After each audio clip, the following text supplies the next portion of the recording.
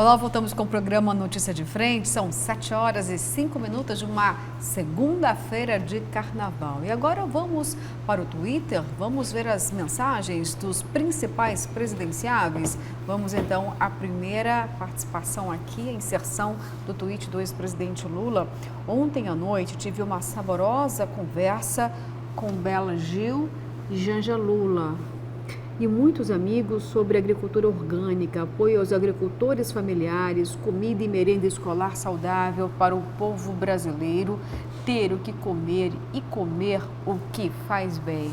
Bom, o presidente, então, o ex-presidente se posicionando em relação à agricultura familiar, colocar mais comida na mesa, já é uma tônica, né, de Lula para falar com o grande eleitorado dele, pessoas mais vulneráveis, dizia dessa forma, né? Digo dessa forma, porque nesse momento sabemos que as questões básicas afetam muito esse público, principalmente comida, e é um ponto muito sensível, e Lula resgatando aí a merenda e apoio à agricultura familiar. Vou lembrar que em muitas regiões do país a agricultura familiar é de extrema importância, mas ainda o homem do campo de fato sofre muito, viu, Daniel? Vou lembrar aqui números importantes da agricultura familiar, para a gente ter uma ideia. Cuiabá, Várzea Grande, municípios aqui da região metropolitana importam 80% dos produtos que todos os dias estão em nossa mesa. Por quê? Justamente falta ainda muito fomento à agricultura familiar. Sim, e o ponto sensível que você disse do combate à fome vai ser importante para todos os candidatos à presidência, porque realmente o país nessa pandemia empobreceu, muitas pessoas também entraram na linha da miséria, estão passando fome, né?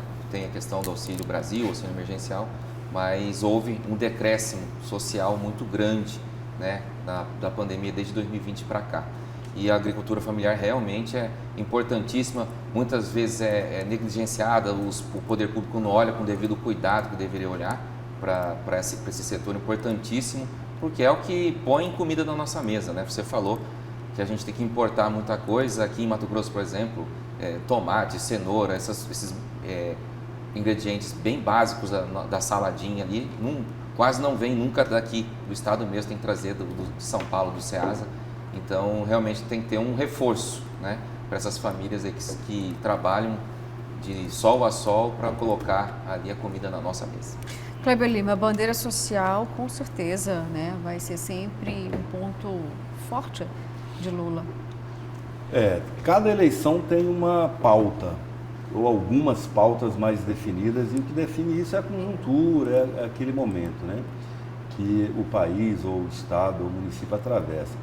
O momento do Brasil é um momento de retorno às pautas sociais, de inclusão, de equilíbrio da economia, de estabilidade econômica, porque o país perdeu um pouco a estabilidade e o controle da economia nos últimos 4 anos. E agora, na reta final do governo, mais ainda, você praticamente não ouve mais falar em Paulo Guedes no noticiário. Sumiu. É como se o Brasil não tivesse ministro da Fazenda, como não teve ministro da Saúde no começo da pandemia. É inacreditável isso, mas aconteceu no Brasil. Então é natural, é esperado que esses temas voltem no plano nacional, assim como é esperado que um dos grandes temas no plano estadual seja esse contraste, né, do estado do agronegócio, o estado rico, o povo pobre. Como equacionar isso? Esse é um debate recorrente já nas eleições de Mato Grosso e precisa ser feito porque o contraste ainda é muito grande e não deveria ter.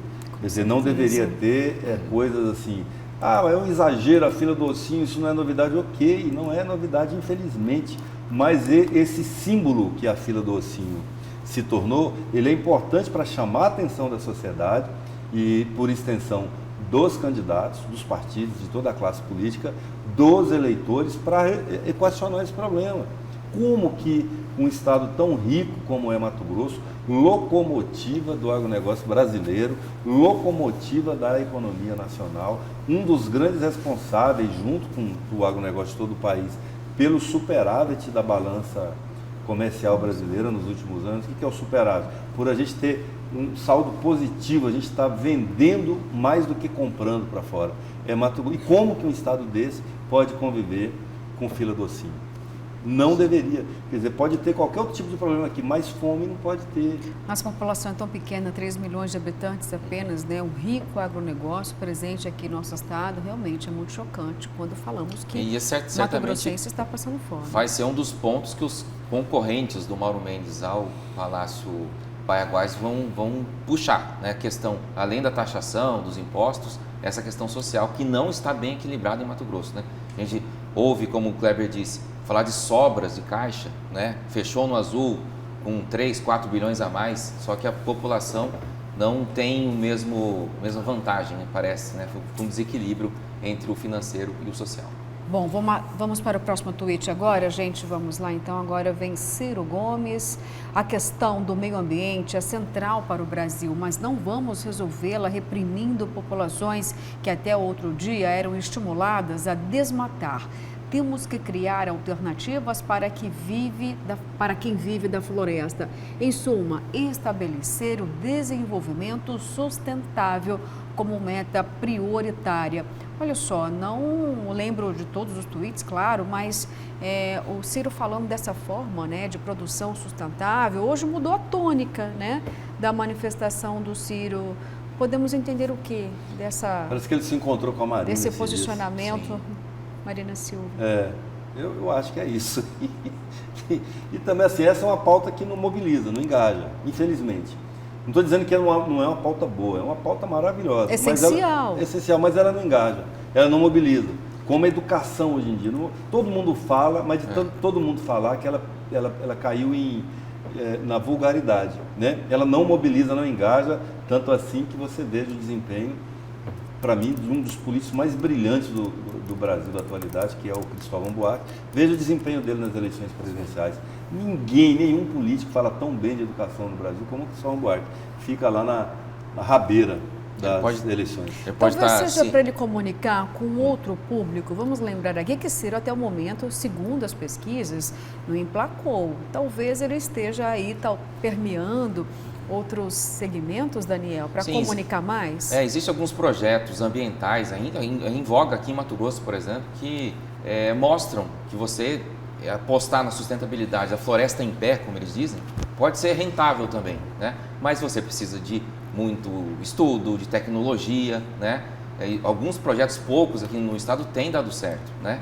Você, em vez de ir para o caminho mais fácil, que é desmatamento, você investe em projetos para manutenção da floresta em pé, com produção sustentável. Só que isso nem todos, quase ninguém tem acesso a esse tipo de informação de tecnologia. Talvez ele esteja também se referindo a isso, né? Pode ser uma saída econômica e sustentável para o Brasil. Mato Grosso se beneficia com incentivos e recursos de outros países pela proteção ambiental. Mas não engaja, eu continuo insistindo. Eu lembrei aqui de uma situação do Ciro, que o Ciro é tão casca grossa que ele teve um programinha light esse final de semana, ele postou, ele nadando com, eu pensei que era golfinho, ele nadando com tubarão. Nossa, eu ia falar que fofo, e agora eu falo como é. Ele, para relaxar, ele vai nadar com tubarão. Esse é o Ciro Gomes. Cirão da massa. Olha, vou até pedir se a gente tem imagens. E Patrícia, onde foi isso? E onde foi isso? Cadê? Não é montagem, não. Não, é verdade. Ele falou, passou aqui embaixo de mim e tal. Tá bom, gente. Esse é o Ciro na hora de lazer o programinha light. No melhor estilo Putin, né? Putin gostava de fazer isso. Se ele vier aqui, ele vai pro manso. Fala, diz que tem umas piranhas aí. Vamos ver se tem mesmo. Vamos nadar com as piranhas, né? Tá bom, gente. Vamos para o próximo tweet, então. Quem vem agora? Vamos ver. Olha a imagem do Ciro. Vamos ver, então. Olha lá uma água verde. Eles são adoráveis. Cadê o tubarão? Será que ele está ali pertinho da praia de Boa Viagem? Cadê aqui? Olha lá. Eu tenho que passar, era um filhote embaixo dele. Olha lá. Tubarão, olha lá. Ele olhou o tamanho. Não, é grande, hein? Eita. Se uma piranha daquele tamanho. Se fosse eu, não teria essa classe, não, essa calma, não. Viu? Uma piranha, que é um peixe assim de 1 quilo. Já causa um estrago, né? Boquinha desse tamanho. Pequenininha, mas faz estrago, viu? Imagina um tubarão com a boca desse tamanho. Eu vou, tô fora. Vamos para o próximo tweet, então, gente. Vamos lá. Agora vem Sérgio Moro. A invasão russa nos mostra o perigo de delegar poder a salvadores que submetem todos aos seus desejos e caprichos. O verdadeiro estadista é sensível aos acontecimentos e aos sentimentos humanos. Não é sobre esquerda ou direita, é sobre defender a democracia e a liberdade.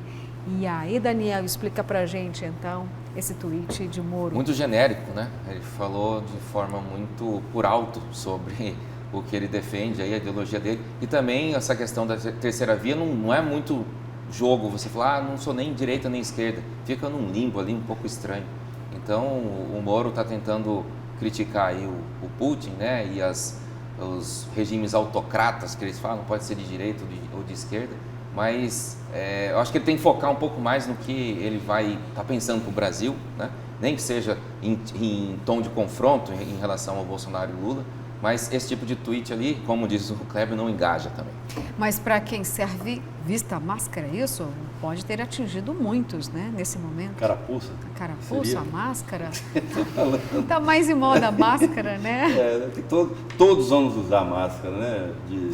Pelo menos quando for aglomerar. Olha, esse tweet do Moro é a cara do Moro, né? É o novo picolé de chuchu, né? Da política brasileira, é o Moro. Isso aí fica difícil até a gente comentar, né? Ele é muito sem sal. Luciana, só um adendo, a gente tem destacado os principais presidenciáveis. Quem nesse fim de semana se manifestou com mais intensidade, inclusive com postagens patrocinadas, foi a Simone Tebet, do MDB. Já se colocando como candidata à presidência, vamos mudar o Brasil, etc. Ela fez um impulsionamento, né, no Instagram, no Facebook, mostrando aí que não pretende recuar, né? Apesar do que se o partido pode estar pensando em outra coisa, mas ela está investindo nessa imagem. Tá certo, gente. Vamos para o próximo tweet, então. Quem chega agora é o presidente da República, Jair Bolsonaro. A embaixada estabeleceu um posto avançado na fronteira com a Moldova. Caminho entre Kiev e Romênia para recepcionar os brasileiros que porventura cheguem desgarrados por aquela região fronteiriça. O presidente está falando, dando uma informação, né, a respeito uma orientação. E tem mais ainda, olha só, aguardamos dos interessados a manifestação em retornarem para o Brasil, onde já disponibilizamos 2 aeronaves, como você mesmo disse aqui, sim, Daniel, né? Sobre o posicionamento do governo, de que forma ele está se articulando para resgatar, digamos assim, os brasileiros que estão na Ucrânia. É uma mensagem que tem, né, um tom institucional, sim, mais institucional do que pessoal, mas uma orientação do presidente se posicionando em relação aos brasileiros que estão na Ucrânia, tentando aí sair do país, fugir do país, encontrando essa rota. Isso, e boa parte está indo para a Romênia, mas também tem esse outro país fronteiriço, Moldova ou Moldávia, né? Antigamente. É igual Belarus, era a antiga Bielorrússia. Né? Então, houve uma diferença aí de nome, uma mudança, mas ele está colocando aí à disposição 2 aeronaves, né? Não disse de onde ela vai partir, né? Deve ser de um ponto só, para trazer todos os brasileiros, são cerca de 500, eu acho, de volta para o país. Isso, são 500 brasileiros e mostramos aqui jovens, né, estudantes de medicina, jogadores de futebol. Kleber Lima, acredito que você deva também chamar a atenção sobre o caráter mais institucional do presidente, dando uma informação e não manifestando algo mais pessoal em relação à guerra, nesse caso. Muito prudente, porque deixar ele falando de improviso num assunto dessa delicadeza magnitude, é um risco. Igual o Trump falando, a diferença é que ele está no poder, o Trump não. O Trump a gente ainda dá uma moralzinha para ele, mas a grande imprensa mundial nem dá mais, porque ele é um ex que fica avacalhando com o processo, falando já estamos quase na hora de uma nova eleição nos Estados Unidos, e ele falando em fraude de eleição, quer dizer, não sabe perder, né? O pior perdedor é o que não sabe perder, é o que fica aí boquejando, né? Como se fala aqui em Cuiabá. Fica boquejando. Nós aqui ainda estamos dando uma moralzinha aqui no Brasil, mas diferente de quem está no exercício do poder. Agora é curioso, Kleber, tentar saber qual vai ser o posicionamento oficial do Brasil sobre a guerra. Ontem, o presidente Jair Bolsonaro deu uma coletiva, ele está descansando no litoral de São Paulo, num forte, inclusive, militar. Ele fez um improviso ali, uma coletiva, e disse que a posição do Brasil é neutra. Ele disse isso ontem. Acontece que conversas de bastidores dizem que essa reunião da ONU o Brasil já teria sinalizado de que vai apoiar o posicionamento dos Estados Unidos e da OTAN em relação às sanções à Rússia, né? Mas isso o Itamaraty nem o próprio presidente estão confirmando. Ontem a imprensa disse que vai ser neutro, porque justamente teme que haja algum prejuízo mais forte no comércio ou na economia do Brasil, então por isso ele não quer se indispor com Vladimir Putin. O que ficou muito curioso também foi uma confusão ali de uma informação que o próprio presidente deu, que ele disse no começo da entrevista que havia conversado há pouco, disse, conversei há pouco, por 2 horas com Vladimir Putin, e aí a imprensa toda disse, foi por telefone, ficaram 2 horas conversando, e ele falou assim, o teor, Bolsonaro, o teor eu não vou dizer qual é, né? Mas nós conversamos sobre a situação ali da Ucrânia e tudo mais, e então toda a imprensa noticiou isso, que o presidente havia conversado por 2 longas horas, depois ele negou, dizendo que só havia conversado com o Putin naquela vez que ele foi à própria Rússia, né? Então ficou essa confusão, mas ele disse, ele usou esse marco temporal, há pouco, conversei agora há pouco, né, com o presidente. Tá certo, porque depois ele não confirmou, dizendo apenas que a última vez em que conversou de fato com o Putin foi quando ele foi à Rússia, né? E aí existe toda essa questão, essa cobrança para que o Brasil tenha uma posição, mas talvez o momento seja de equilíbrio. Se o governo brasileiro pode, nesse momento, Daniel e Kleber, não sei, pelo menos é a minha visão, né? Talvez esperar um pouco mais e não tratar como neutralidade, olha, vamos ser neutros, mas talvez um momento de equilíbrio. Se a gente pode, nesse momento, o Brasil esperar um pouco mais para ter uma posição, claro que não de apoio à Rússia, mas para não entrar de fato, né, nessa seara de uma forma mais verticalizada, talvez tenha também esse tom de equilíbrio, o que não considero tão ruim nesse momento diante de uma crise imensa. Até porque hoje, sim, talvez o Brasil seja pressionado, porque 193 líderes mundiais vão estar em uma reunião de emergência da ONU. Se o Brasil for pressionado a se manifestar, o momento é agora, assim como outras nações. Então existe aí espera um pouquinho, vamos pensar bem de que forma vamos nos posicionar, porque o Brasil tem interesses econômicos importantes também. O Bolsonaro está com o coração dividido aí, entre a afinidade ideológica, que é com o Putin, né, e a razão econômica, que é ficar junto com os aliados, com a OTAN, com a ONU, com os Estados Unidos. Sim. Se dependesse da vontade pessoal dele, já estava lá ajudando o Putin a jogar bomba. Não é à toa que ele fez questão de ir e foi recebido como camarada pelo Putin uma semana antes da guerra, infelizmente, né? A gente precisa que a diplomacia brasileira, que o Estado-Maior das Forças Armadas atuem também no sentido de orientar o presidente sobre uma posição que preserve os interesses do Brasil como nação, mas também que não o deixe fazer esse jogo de covardia, que a neutralidade nesse momento é apoiar o mais forte. Exato, mas talvez a maior preocupação que talvez possa acontecer é o fato de que os principais importadores das nossas commodities também não se posicionaram, foram neutros de certa forma. Estou falando aqui da Índia, dos Emirados Árabes e também da Índia. Da China. E da China. Eu disse Emirados Árabes. Isso falou ainda 2 vezes. A Índia e da China. E os próprios Estados Unidos, né? Exatamente. Então, assim, existem aí questões muito importantes. Não é simplesmente, né, declarar, não, eu apoio, não, eu não apoio.